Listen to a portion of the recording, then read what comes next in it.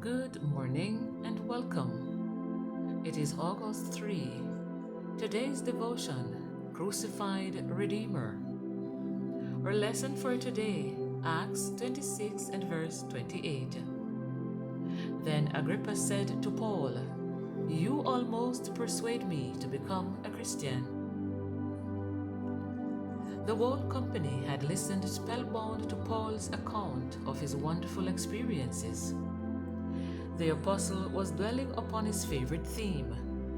None who heard him could doubt his sincerity. But in the full tide of his persuasive eloquence, he was interrupted by Festus, who cried out, "Paul, thou art beside thyself. Much learning doth make thee mad." The apostle replied, "I am not mad, most noble Festus, but speak forth the words of truth and soberness. For the king knoweth of these things, before whom also I speak freely. For I am persuaded that none of these things are hidden from him. For this thing was not done in a corner." Then, turning to Agrippa, he addressed him directly. "King Agrippa, believest thou the prophets?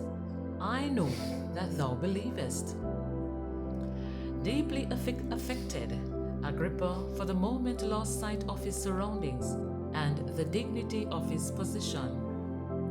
Conscious only of the truth which he had heard, seeing only the humble prisoner standing before him as God's ambassador, he answered involuntarily, "Almost thou persuadest me to be a Christian."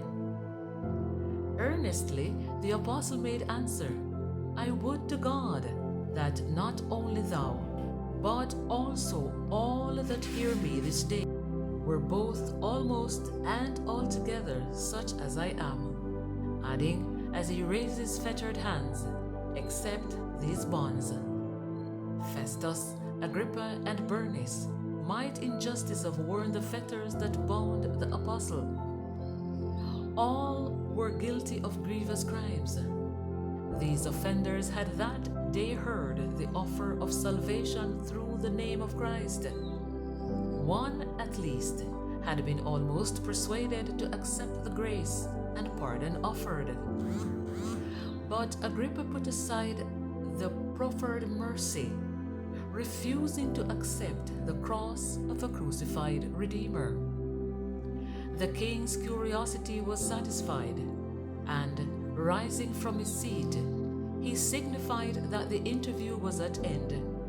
As the assembly dispersed, they talked among themselves, saying, "This man doeth nothing worthy of death or of bonds."